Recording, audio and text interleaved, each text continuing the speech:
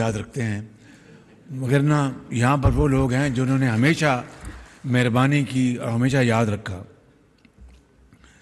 بزرگوں، بھائی اور بہنوں، میں آپ سے یہاں پر بڑی ایک فرینک ڈسکشن کرنے آیا ہوں، اور بہت شکریہ ادا کرتا ہوں کہ یہاں پہ پریزیڈنٹ کراچی چیمبر نے اور جناب موتی والا صاحب نے بڑی اچھی پریزنٹیشن دی ہے۔ میں یہاں پر کوئی سیاسی پوائنٹ سکورنگ کرنے نہیں آیا، اور نہ اس کا کوئی فائدہ ہے۔ یہاں پہ بڑے سنجیدہ پاکستان کے مایہ ناز کاروباری حضرات موجود ہیں۔ میں آپ سے سیریسلی آپ سے جو اصل مسائل ہیں ان کا حل جاننے آیا ہوں کہ وہ آپ کے پاس ہے۔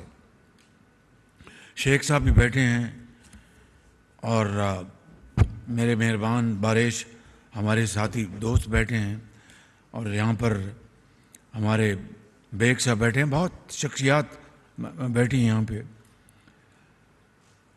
دیکھیں، پہلی بات تو یہ کہ ڈالر کی بات کر لیں۔ ڈالر 2018 میں، اگست 2018 میں 115 روپے کا تھا۔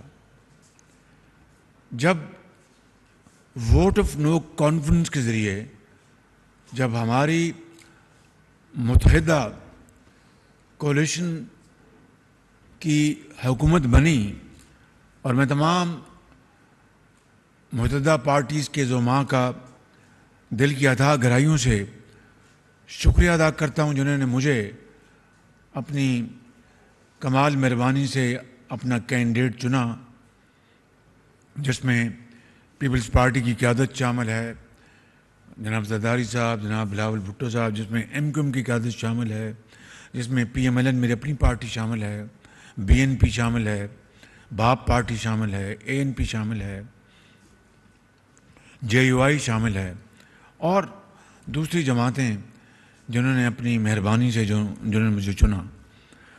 میں کہنا چاہتا ہوں کہ جب 11 اپریل کو میں نے حلف لیا، اس دن تو ڈالر 189 پہ تھا، جو 115 روپے سے 2018 سے سفر کرتا ہوا 189 پہ آیا تھا۔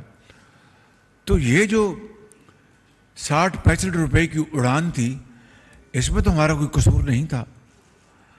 البتہ جس دن اوتھ میں نے اٹھایا تو ڈالر 8 روپے سستا ہو گیا، آپ کی سٹاک مارکیٹ 1000 پوائنٹ یا 1200 پوائنٹس اوپر گئی۔ اس کے بعد کی جو صورتحال وہ میں آپ کو بیان کر دیتا ہوں۔ بالکل دیکھیے کہ اور without going into any political point scoring, I want to make it very clear کہ پچھلی حکومت نے جب ان کو یہ پتہ چلا کہ ووٹ آف نو کانفیڈنس شاید کامیاب ہو جائے گا، تو ان کو کسی ایک چلنتر آدمی نے مشورہ دیا کہ آپ تیل اور پٹرول کی قیمتیں سستی کر دیں۔ اب بتائیے کہ تاریخ کی سب سے بڑی قیمتیں دنیا میں اس وقت تیل کی اور پیٹرول کی ہیں، اور پاکستان قرضوں کے اوپر قرضوں کی زندگی بسر کر رہا ہے۔ حقیقت یہ ہے قرضوں کی میں پی رہا ہے، اور پھر آپ یہ کہیں کہ جناب یہ جال بچھایا جا رہا تھا کہ اگلی حکومت کا اگر ووٹ آف نو کانفیڈنس کامیاب ہوتا ہے تو یہ جو ساتھ جو ہے وہ جال میں پھنس جائے گا۔ یہ تھی وہ چال۔ اب ہماری ایک پولیٹیکل مجبوری بھی تھی کہ بھئی ابھی ہمیں اپنا وہ سر مڈاتے اولے پڑے کہ ہم جنہوں نے 3.5 سال تو ایک دھیلے کا ریلیف نہیں دیا عام آدمی کو، یا تو انہوں نے آٹے کی غریب آدمیوں کے لیے قیمت کم کی ہوتی، یا انہوں نے چینی کی قیمتیں کم کی ہوتی، یا انہوں نے یہ خوردنی تیل کی کچھ قیمتیں کم کی ہوتی، تب تو بات تھی۔ 3.5 سال تو ان کو یاد نہ آیا، اور قرضے ہی قرضے۔ مجھے بتائیں کراچی کے عظیم بزرگوں، بھائی اور بہنوں، پاکستان میں کوئی ایک منصوبہ بتا دیں جس کا معاش سے تعلق ہو، جس کا زراعت سے تعلق ہو، جس کا سماج سے تعلق ہو، جو اس پچھلی حکومت نے 3.5 سالوں میں سنجیدگی کے ساتھ لا کھڑا کیا ہو اور جس کا پھل دینے کا وقت آ چکا ہو. مجھے ایک منصوبہ بتا دیں. 22,000 ارب روپے کے قرضے لیے گئے، یعنی 2018 میں جو پاکستان کے جو کل قرضے تھے 1947 سے لے کر 2018 سے لے کے 30 مارچ اس سال تک 80% ان قرضوں میں اضافہ ہوا ان 3.5 سالوں میں. یہ میں آپ کی خدمت میں عرض کرنا چاہتا ہوں، اس وقت تو کوئی سیاسی افراتفری تو نہیں تھی. اس وقت تو اس لاڈلی حکومت کو اور اس لاڈلے کو ہمارا جو مقتدر ادارہ ہے اس نے وہ سپورٹ دی ان 3.5-4 سالوں میں کہ پاکستان کی 75 سالہ تاریخ میں نہ کسی کو ملی نہ آئندہ کسی کو ملے گی. یہ میں آپ کو بلا خوف تردید کہنا چاہتا ہوں. ہاں البتہ میں بڑے ادب سے، بڑی انکساری سے یہ کہتا ہوں کہ ایسی جو سپورٹ اس لاڈلے کو ملی تھی، اگر ہماری کسی حکومت کو اس کا 30% ملا ہوتا تو پاکستان اللہ تعالیٰ کے فضل و کرم سے، میں بڑا نہیں بول رہا، انتہائی عاجزی سے عرض کر رہا ہوں کہ پاکستان اس طرح راکٹ کی طرح اوپر جا رہا ہوتا. بالکل مجھے اس میں کوئی دو رائے نہیں ہے. اور اس کا میں کوئی آپ کو خیالوں کی دنیا میں تو نہیں لے کے جا رہا. آپ کے سامنے سب کچھ. سی پیک آیا، آپ کے جب لوڈ شیڈنگ کا شدید مسئلہ تھا، سی پیک کے اپنے بنیاد پر یہاں اپنا یہ پروجیکٹ کہاں لگا جی، پورٹ قاسم میں پروجیکٹ لگا، اپنا پنجاب میں لگا، سولر کے لگے، یہاں پر ونڈ مل کے جام میں پروجیکٹ لگے، اپنا پن بجلی کے منصوبے لگے. پھر ہم اپنی جیب سے پاکستان کے اپنے جو سکیئرس ریسورسز تھے فارن ایکسچینج کے، میں تو اس کے عینی شاہد ہوں، بلکہ خود معمار ہوں اس کا. مجھے وہ 4 پروجیکٹ جو گیس کی بنیاد پر لگے تھے، 2 وفاق کے، 2 پنجاب نے لگائے، اربوں ڈالر کے وہ منصوبے تھے. میں اپنا بلا خوف تردید آپ کو کہہ سکتا ہوں کہ اتنے جلد مدت میں اتنے سستے اور جدید ترین مشینری کے منصوبے پاکستان کی نہیں بلکہ دنیا کی تاریخ میں کہیں نہیں لگے. یہ میں آپ کو بلا خوف تردید کہہ سکتا ہوں. بالکل منصوبے لگے، لوڈ شیڈنگ ختم ہو گئی. اب لوڈ شیڈنگ پھر کیوں شروع ہوئی؟ مجھے بتائیں، کیا یہ سیاسی افراتفری کا نتیجہ ہے یا کہ بدترین incompetence, lack of planning, experience اور کرپشن کا نتیجہ ہے؟ اس کا فیصلہ کریں آج آپ. اس کا فیصلہ ہونا چاہیے. یہ جو 10-12 روپے ڈالر بڑھا ہے، اس کو تو آپ ضرور ایک مہینے میں اس کی کئی تعویلیں پیش کی جا سکتی ہیں. میں پوچھتا ہوں کہ جب لوڈ شیڈنگ ختم ہو گئی تھی تو پھر دوبارہ لوڈ شیڈنگ کس طرح شروع ہوئی، کیوں ہوئی؟ یہ وہ سوالات ہیں جس کا جواب قوم مانگتی ہے کہ بھئی ہمیں بتایا جائے. اور 22 کھرب جو اپنا جو لیا گیا قرضہ وہ کہاں گیا؟ یہ وہ چپتے ہوئے سوالات ہیں جس کا ہمیں اپنا قوم جواب مانگتی ہے اور جواب ان کو ملنا چاہیے. آپ چینی ایکسپورٹ کریں، سبسڈی دیں، اس غریب قوم کے پیسے کی سبسڈی دیں، اور پھر روپیہ تیزی سے نیچے جا رہا ہے. ونڈ فال نہیں بلکہ واٹر فال پروفٹس ہو رہے ہیں. ایک سبسڈی مل رہی ہے اور دوسری طرف آپ کو جیب میں روپیہ جو سستا ہو رہا ہے وہ جیب میں جا رہا ہے ایکسپورٹ میں. پھر آپ چینی ایکسپورٹ کریں اربوں روپے خرچ کر کے. یہ ایک سیاسی افراتفری کا نتیجہ تھا. پھر مجھے اس سوال کا جواب دیں کہ گندم آپ پہلے ایکسپورٹ کرتے ہیں پھر گندم آپ امپورٹ کرتے ہیں، یہ سیاسی افراتفری کا نتیجہ تھا. پھر مجھے اس سوال کا آپ مجھے جواب دیں کہ جناب LNG کی جب قیمت مارکیٹ میں $3 پر یونٹ تھی، $3 نہیں خریدا، تیل منگوایا، مہنگا ترین تیل منگوایا، اور جب $60 پہ پہنچ گیا LNG 40 پہ 30 پہ، پھر اب سودے کر رہے ہیں.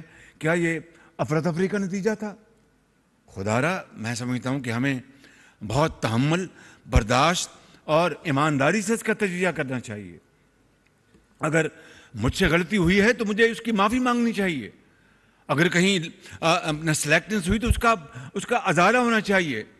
لیکن یہ بات کہ بدترین 3.5 سالوں کی گورننس کے بعد غداری اور وفاداری کے سرٹیفکیٹ بانٹے جائیں، یہ پاکستان اس لیے بنا تھا کہ آپ ملک کو کھوکھلا کر دیں آپ ملک کو تباہ و برباد کر دیں اور پھر جناب آپ کہیں جی غداری ہوئی یا اپنا یا یہ غدار اور یہ وفادار ہے. میں سمجھتا ہوں کہ اس بحث میں اگر گئے تو بات بہت دور تلک جائے گی. لہٰذا میں اس سوال کا جواب صرف اتنا دے کر آپ کو یہ کہنا چاہتا ہوں بڑے ادب سے کہ ضرور ڈالر اس وقت ہچکولے کا اپنا روپیہ ہچکولے کھا رہا ہے، اور یہ یقیناً یہ جو اس وقت 15 20 25 دنوں کی صورتحال ہے وہ آپ کے سامنے ہے.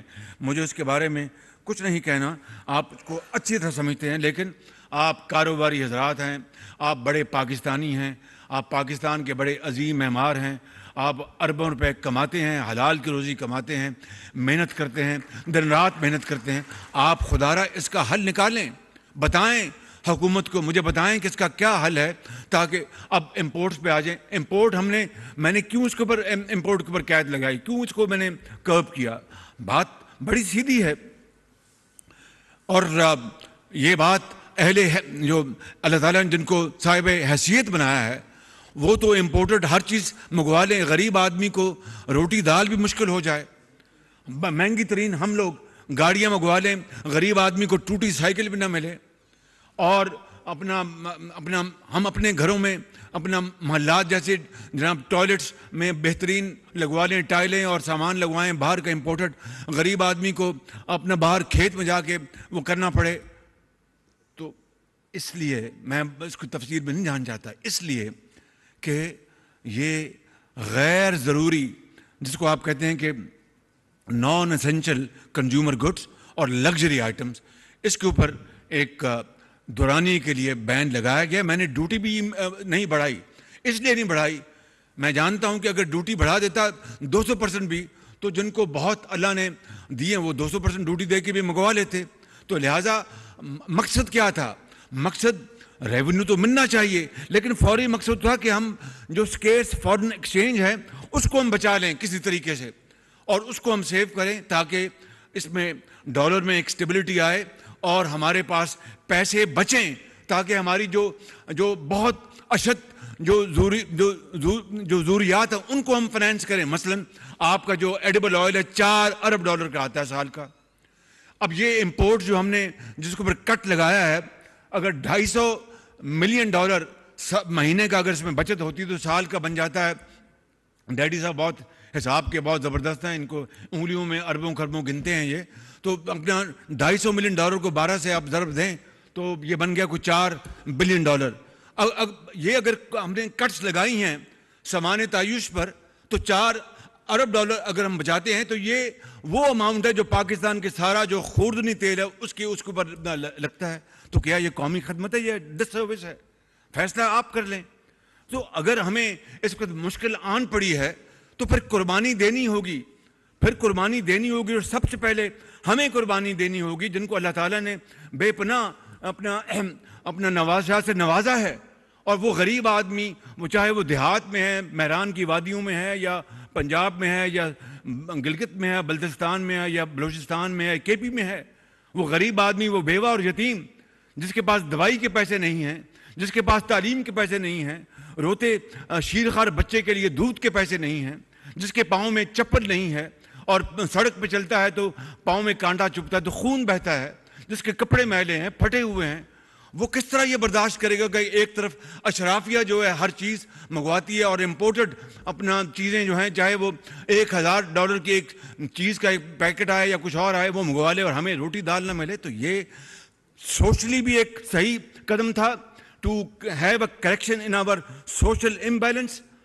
فارن ایکسچینج بچے گا اس سے انشاءاللہ آپ کا، جو کہ آپ کی ضروری آپ تیل امپورٹ کرتے ہیں، آپ گیس امپورٹ کرتے ہیں، اس کے اوپر لگے گا. اور تیسری امپورٹنٹ بات ود اے کیویٹ کہ آپ کی جو لوکل جو پروڈکشن جو ہے، جو انڈسٹری آپ کی جو لگی ہوئی ہے ان اشیاء کے لیے جو باہر سے آتی ہے، اگر لیٹ سے ایک آئٹم باہر سے آ رہی ہے وہ سستی آ رہی ہے، لوکل انڈسٹری تو مر گئی، تو اس سے بھی البتہ وہاں پر ایک آپ کو کیپ کرنا پڑے گا پرائس کو، وہ ایک فارمولے کے تحت، تاکہ وہ کوئی ونڈ فال پروفٹس نہ لے سکیں. تو یہ ہے مقصد ان امپورٹس کو کرب کرنے کا، تاکہ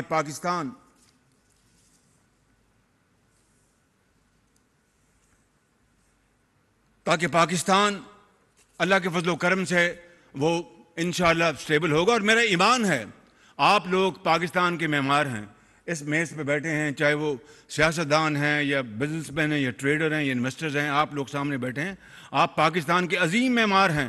میرا یہ ایمان ہے خدا کی قسم کہ اگر ہم پوری قوم ایک مٹھی کی طرح اکٹھی ہو جائے, ایک جہاں دو غالب ہو جائیں اور ایک فیصلہ کر لیں کہ ہم نے پاکستان کی تقدیر بدلنی ہے, تو میں دن رات محنت کریں گے. تو میرا ایمان ہے کہ آپ لوگ اس ملک کے جو بہت بڑے معمار ہیں, پورے پاکستان میں آپ پھیلے ہوئے ہیں, وہ انشاءاللہ اگلے 5-10 سال میں اس ملک کی تقدیر بدل جائے گی. چین کس طرح آج اوج ثریا پر پہنچا, مجھے بتائیں, اس کے جواب دیں. جاپان جو اپنا جنگ دوئم میں شکست فاش ہوئی تھی, Germany was razed to the ground, وہ 60 سال میں باؤنس بیک. آج جاپان دنیا کی تیسری بڑی طاقت ہے, جرمنی چوتھی 5ویں بڑی معاشی طاقت ہے. وہ برلن وال جو ہے 90 کی دہائی میں وہ منہدم ہوئی, کیوں؟ کسی جنگ کے ذریعے نہیں. وہ جو مقناطیس تھا مغربی جرمنی کی جو معاشی ترقی کا, اس نے مشرقی جرمنی کو ان کو پکے ہوئے پھل کی طرح جھولی میں گرا دیا. تو ہم یہ کیوں نہیں کر سکتے؟ ہم کیوں, ہماری کیا تقدیر میں لکھا ہے, کہ ہماری قسمت میں لکھا کہ ہم اسی لیے پیدا ہوئے کہ ہم غریب رہیں گے, بیکاری رہیں گے؟ نہیں نہیں نہیں نہیں, سوال ہی پیدا نہیں ہوتا. اقبال اس لیے کہتا ہے کہ تمنا آبرو کی ہے اگر گلزار ہستی میں, تمنا آبرو کی ہے اگر گلزار ہستی میں, تو کانٹوں میں الجھ کر زندگی کرنے کی خو کر لے. اور نہیں یہ شان خودداری چمن سے توڑ کر تجھ کو کوئی دستار میں رکھ لے, کوئی زیب گلو کر لے. اور یہ بھی شعر سنیں, یہ بھی شعر سنیں, آپ نے کر کے دکھایا ہے کہ ان اندھیروں میں بھی منزل تک پہنچ سکتے ہیں ہم, ان اندھیروں میں بھی منزل تک پہنچ سکتے ہیں ہم, جگنوؤں کو راستہ تو یاد ہونا چاہیے. اب اندھیرے ہیں نا, اپنا لوڈ شیڈنگ ہے, دوسرے ایشوز ہیں جو 3.5 سال میں بڑا غرق ہوا اس معیشت کا. تو ان اندھیروں میں بھی منزل تک پہنچ سکتے ہیں ہم, جگنوؤں کو راستہ تو یاد ہونا چاہیے. مگر وہ کس طرح؟ چھو منتر سے نہیں. کوئی اپنا اللہ تعالیٰ کا بھی حکم ہے کہ نماز اپنا ادا کرو اور رزق کی تلاش کے لیے نکل جاؤ. دن رات محنت کرنی ہوگی, قربانی دینی ہوگی, خون پسینہ بہانا ہوگا, اور جو آپ سے کمتر ہے, کمزور ہے, اس کے سر پر آپ کو دست شفقت رکھنا ہوگا, اس کو ساتھ لے کر چلنا ہوگا. پھر یہ قوم بنے گی ایک قوی اور جری قوم بنے گی. اس طرح نہیں. اس طرح اگر ہم رہے تو معاف کیجئے میرے منہ میں خاک, پھر تو 500 سال گزر جائیں گے, ہماری حالت نہیں سنورے گی. لیکن اگر ہم نے فیصلہ کر لیا تو اللہ تعالیٰ کے فضل و کرم سے مجھے کوئی اس میں شک نہیں کہ اس قوم میں اتنی ہمت اور اتنی قوت ہے, اتنے اذہان قابل ہیں کہ وہ دن رات محنت کریں گے تو یہ پاکستان ضرور. اب ہندوستان سے ہم کتنا پیچھے رہ گئے ہیں. ہاں, ایٹمی طاقت میں تو ہم بالکل کوئی شک نہیں کہ اگر وہ خدا نہ خواستہ ہماری طرف میلی آنکھ سے دیکھتا ہے تو ہم میلی آنکھ کو پاؤں تلے رون سکتے ہیں. لیکن واٹ اباؤٹ بیونڈ دس؟ وہ تعلیم میں دیکھیے کہ آج ان کی جو ایکسپورٹ ہے آئی ٹی کی, ابھی یہاں پر موتی والا صاحب نے کہا اور میں اس کا بتاتا ہوں, آئی ٹی میں ہندوستان آج $200 ارب کو چھو رہا ہے, $200 ارب کو, اور ہم $1.5 ارب, صرف $1.5 ارب. ہمارے ملک کی جو ڈیموگرافی جو ہے, ہماری جو یوتھ ہے, نوجوان نسل جو ہے, اس کو دیکھیں, بچیاں اور بچے اتنے قابل, اتنے ذہین. اگر ہم ان کو امپاور کرتے تو میں سمجھتا ہوں کہ ہماری آئی ٹی میں ہندوستان کے مقابلے میں ایک اچھی خاصی ہمارا کمپٹیشن ہوتا. آج کو مقابلہ نہیں ہے. ابھی میں نے پرسوں کیبنٹ کی میٹنگ لی اور اپنے آنریبل منسٹر آئی ٹی کو کہا کہ مہربانی کر کے 2 سال کا $15 ارب کا بنائیں, اور یہ ہو سکتا ہے. $15 ارب کی ایکسپورٹ آئی ٹی میں پاکستان کر سکتا ہے. شرط یہ ہے کہ دا ول ٹو ڈو, اس کے بغیر نہیں ہوگا. اس کے علاوہ میں آپ کو یہ عرض کرنا چاہتا ہوں کہ کراچی میں نے جب گزارش کی تھی, جب پچھلے دفعہ آیا تھا تو جناب چیف منسٹر صاحب کی خدمت میں نے کہا تھا کہ وفاق کی طرف سے جو آپ کا یہ کون سی سڑک ہے, سائٹ کی ہم انشاءاللہ وہ وفاق بنا کے دے گا. لیکن سب سے بڑا مسئلہ ہے پانی کا. سینئر منسٹر یہاں پر تشریف فرمائے, میں ان کی خدمت میں عرض کروں گا. شاہ صاحب سے میری بات ہو چکی ہے. دیکھیں, $1 ارب اویلیبل ہے, سعودی عرب کا انویسٹمنٹ کا تحفہ ہے. اٹ از انویسٹمنٹ, یہ لون نہیں ہے, انویسٹمنٹ کا تحفہ ہے. اب میں آپ کو بطور خادم پاکستان آپ کی خدمت میں پیش کر رہا ہوں, آپ کی خدمت میں پیش کر رہا ہوں. آپ بیٹھیں, سر جوڑیں, حکومت سندھ, یہاں پر MQM, یہاں پر بیٹھے کاروباری حضرات, محلوں کے جو لوگ ہیں, بیٹھیں اور ایک پلان بنائیں, ایک فیزیبلٹی بنائیں, اور وہ پیسہ یہاں آئے گا, $1 ارب اپنا یہاں پر پہنچے گا. ڈیسیلینیشن آپ پلانٹس لگائیں تو میں سمجھتا ہوں کہ اگلے چند سال میں کراچی کے گھر گھر میں صاف پینے کا پانی اویلیبل ہوگا. اب تو یہ آپ کے اوپر, اب $1 ارب کی انویسٹمنٹ تو اویلیبل ہے, اٹس آن دا ٹیبل. تو اور میں نے جہاز میں مفتاح اسماعیل صاحب کو کہا تھا, یار یہ ہم کراچی کے لیے استعمال کر لیں, ان کی فیزیبلٹی بنی ہوئی ہے.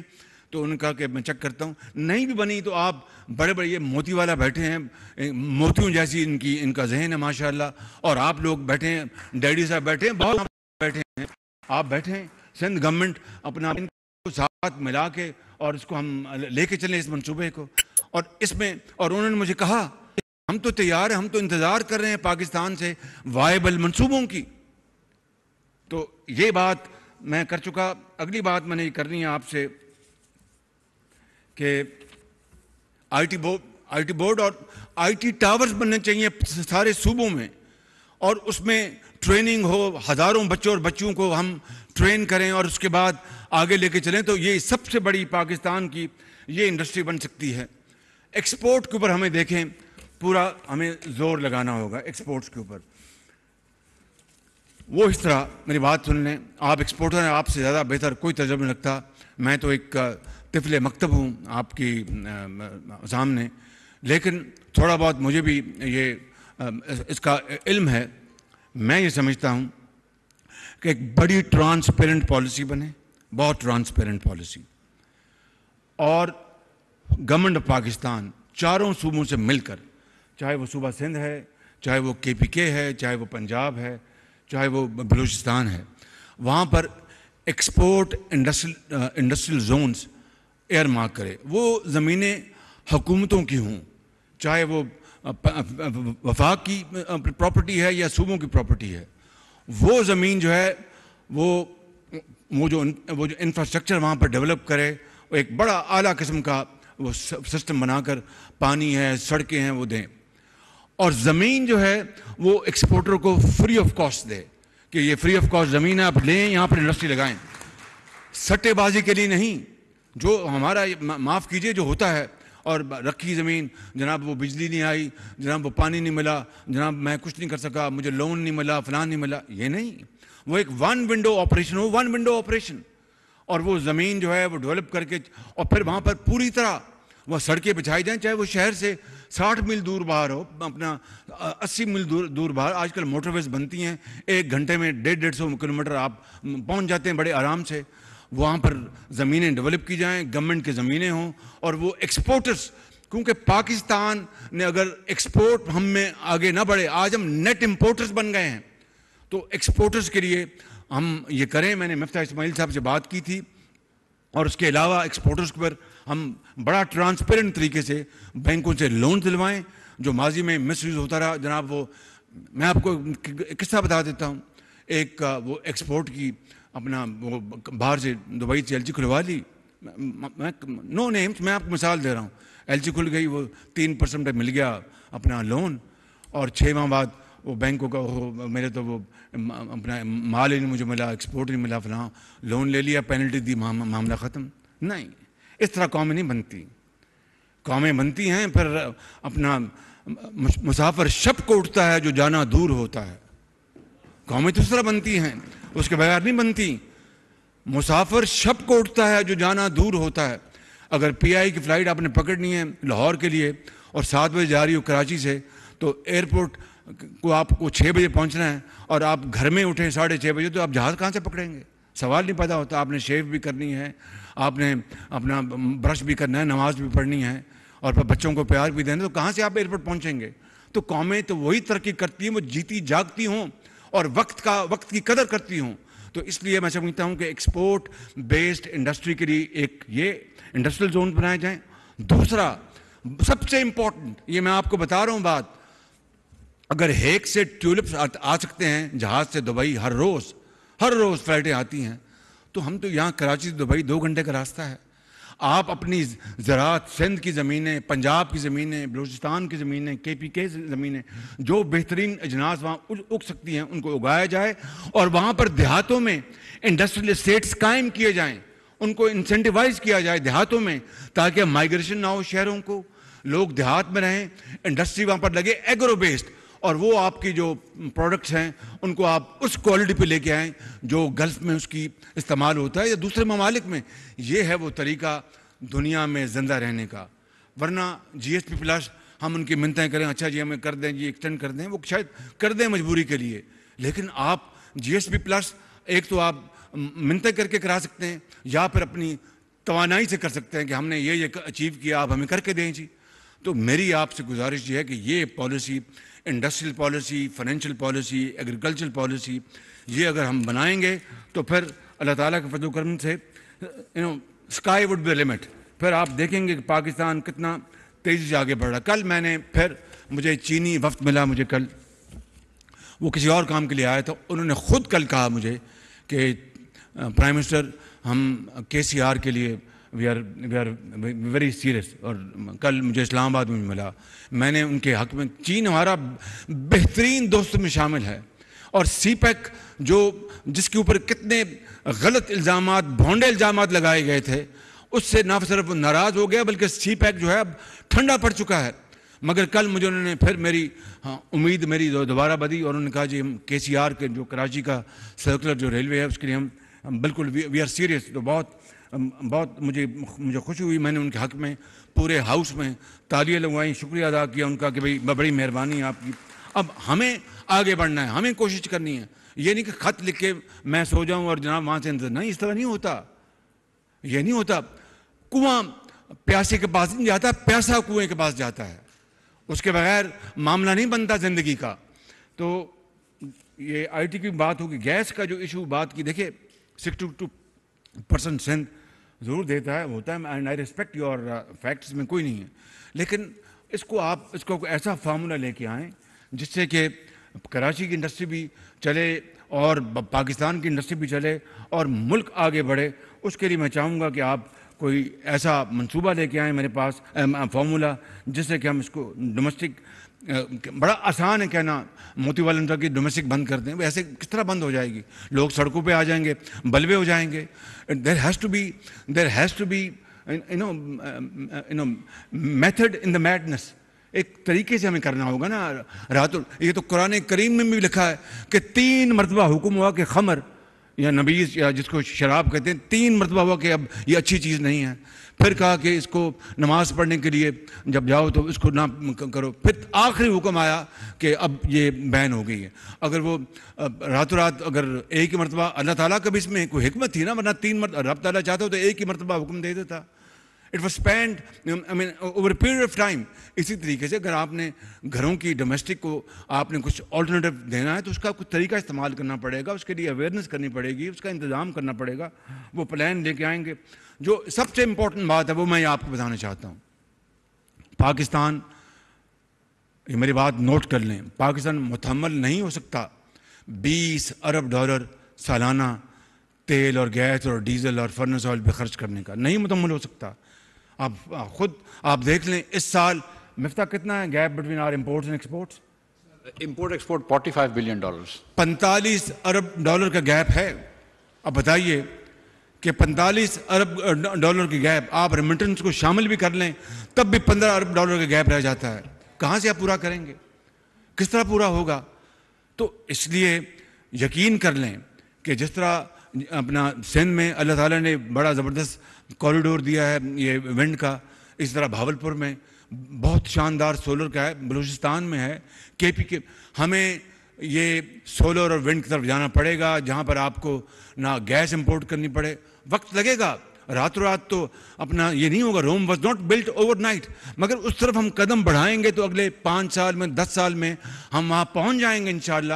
گھروں میں مینڈیٹری وہ پوری اسکیم ہم بنائیں کہ گھروں میں مینڈیٹری کہ گیزر آپ جناب آپ لائیں اپنے سولر پینل لگائیں گھروں میں، اور گھروں میں اور بھی آپ چیزیں جو ہیں سولر سے چل سکتی ہیں، چھوٹے پینل کے ریورس آپ میٹرنگ کر سکتے ہیں، وہ تفصیل کی باتیں ہیں۔ بڑی بات میں یہ کر رہا ہوں کہ آپ کو گرین انرجی پاکستان میں اگر آئے گی، اس ملک کا $20 ارب جو کہ شاید 20 سال بعد 40 50 60 ارب ڈالر بن جائے، وہ آپ بچا لیں گے ہمیشہ کے لیے، اور آپ کو اور آپ کی جو گیسز جو ہیں وہ ایڈیشنل آپ کو ملیں گی۔ یہ اتنی بڑی یہ، اور اللہ تعالیٰ نے ہمارے ملک میں سورج بھی دیا ہے، ہوا بھی دی ہے۔ اب ہمیں ہماری جو پالیسی، یہ آپ کہتے ہیں جناب سیاسی کلبری 3.5 سال میں اگر یہ کرتے تو میں آپ کو کہتا کہ میں ان کو سلوٹ کرتا کہ سولر اپنا پاور لیں اور ونڈ پاور یہ لے آئیں۔ 3.5 سال کیا کرتے رہے؟ مکھی مارتے رہے، کیا کرتے رہے وہ؟ یہ وہ چیزیں ہیں۔ ہمیں 1 مہینہ ہوا ہے اور ہم ایک زندگی کے پاکستان کی سب سے مشکل ترین حالات سے گزر رہے ہیں، اکنامکلی، فائنینشلی اور سوشلی۔ آپ دیکھ لیں کہ کیا صورتحال ہے، فارن ایکسچینج کے ریزروز ہمارے کیا ہیں، کیا وہ کر گئے اپنا آخری مہینوں میں 3.5 سال ایک دھلے کی سبسڈی نہیں دی۔ تو یہ جو چیلنج کوئی مذاق تو نہیں ہے۔ اسی لیے میں نے 2018 میں نے پہلی اپنی تقریر میں کہا تھا let's sign charter of economy. اس کو پایا حقارت سے ٹھکرا دیا گیا اور مذاق اڑایا گیا، حتیٰ کہ تذلیل کی گئی۔ تو قومیں اس طرح تو نہیں بنتی۔ آپ امریکہ کے کوئی صدر آئے جائے، 3-4 جو ان کی پالیسیز ہیں دے ریمین انچینجڈ، جس میں فارن پالیسی بھی شامل ہے، اور ان کی جو اب انہوں نے کھولے ہیں اپنے آئل کے ریزروز، وہ دہائیوں انہوں نے اس کو بند رکھا اپنے آئل ریزروز کو۔ تو ملک تو تب بنتے ہیں کہ جو قومی جو بقا اور سلامتی اور خوشحالی کے جو ایشوز ہیں ان کے اوپر کوئی کمپرومائز نہیں ہوتا، وہ سب ایک ہوتے ہیں وہاں پہ۔ تو میں سمجھتا ہوں کہ سولر اور یہ ونڈ کے اوپر ہمیں بڑی تیزی سے آگے بڑھنا ہوگا، اور اس کے لیے اپنا انویسٹرز موجود ہیں، چائنا میں انویسٹر موجود ہیں، یورپ خیر بہت مہنگا ہے سولر کی جو ان کے پینلز ہیں، چائنا تو مل جائیں گے جہاں پر آج 3 یا بالکل آپ کی پر یونٹ سولر 4 سینٹ ہوگا۔ آپ بتائیے کہاں آج سے 5 سال پہلے 18 سینٹ تھا، آج 3 سینٹ 4 سینٹ۔ آپ کی جو بجلی جو ہے آپ LNG سے پیدا کریں وہ بھی آپ کو 12 یا 11 روپے سے کم نہیں پڑتی۔ تو یہ ہے وہ زندگی اور زندہ رہنے کے طریقے، اس کے علاوہ اور کوئی طریقہ نہیں ہے، کوئی جادو وادو نہیں ہے، کوئی چھومنتر نہیں ہے۔ اور یہ کب تک اب ہم اس طرح چلیں گے؟ مجھے آپ کو میں نام نہیں بتاتا، ابھی میری بات ہوئی ایک ہمارے دوست ملک کے، ان کا جی کہ آپ کا ہم رول اوور کر رہے ہیں، تو میں نے کہا کہ آپ نے تو بات نہیں کی لیکن ہم کر رہے ہیں۔ میں نے کہا آپ کا بہت شکریہ، آپ ہمارے بہترین دوست ہیں۔ مجھے شرم آ رہی تھی کہ میں کس منہ سے پہلی گفتگو میں آپ کو کہوں کہ میں کشکول لے آؤں۔ آپ کب تک ہم کشکول کے اوپر زندہ رہیں گے؟ 75 سال گزر گئے ہیں، 75 سال گزر گئے ہیں۔ آج بھی سعودی عرب جاتے ہیں، وہ تو ہمارے مربی ہیں، بہترین ہمارے دوست بھائی ہیں، وہ تو انکار نہیں کریں گے، لیکن ہم کس منہ سے کس شکل سے جاتے ہیں یہ ہمارا ہی حوصلہ ہے۔ میں آپ کو صحیح بتاتا ہوں، ہم بالکل اس معاملے میں ڈھیٹ بن چکے ہیں، ڈھیٹ کہ بھئی جائیں گے تو بس کشکول رکھیں گے اور $1-2 ارب لے کے آئیں گے، اپنا UAE جائیں گے تو پیسے مل جائیں گے، قطر جائیں گے تو پیسے مل جائیں گے۔ یہ کیا یہ مانگے تانگے کی زندگی؟ پھونک ڈالے، وہ اقبال کہتے ہیں نا، پھونک ڈالے یہ کیا ہے وہ شعر، یہ پھونک ڈالے یہ زمین و آسمان مستعار، اور خاکستر سے آپ اپنی جہاں پیدا کرے، آپ اپنا جہاں پیدا کرے، کہ یہ جو ادھار کا جو آسمان جو زمین ہے اس کو پھونک ڈالو۔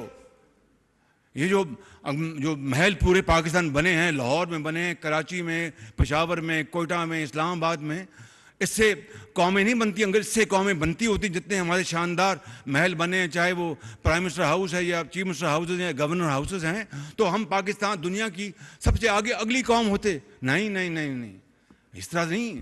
وہ تو چاہے آپ گارے کے گھر میں رہتے ہوں، مگر اگر آپ خوشحال ہیں تو لوگ آپ کو سلام کریں گے، اور اگر آپ مانگے تانگے کی زندگی کے محل میں رہتے ہوں تو لوگ کہیں گے جناب یہ ایک بیکاری جا رہا ہے۔ بالکل خدارا اگر ہم نے قائد کے پاکستان کو بدلنا ہے، اور ان عظیم لاکھوں مسلمانوں نے جو پاکستان کے لیے قربانیاں دی ہیں، اگر ہم نے ان کو واقعی ہم نے رسپیکٹ کرنا ہے اور ان کی روحوں کو سکون دینا ہے، تو پھر ایک ہی طریقہ ہے کہ تمنا کہ جب اپنا قافلہ عزم و یقین سے نکلے گا جب اپنا قافلہ عزم و یقین سے نکلے گا، جہاں سے چاہیں گے رستہ وہیں سے نکلے گا، وطن کی مٹی مجھے ایڑیاں رگڑنے دے، مجھے یقین چشمہ یہیں سے نکلے گا۔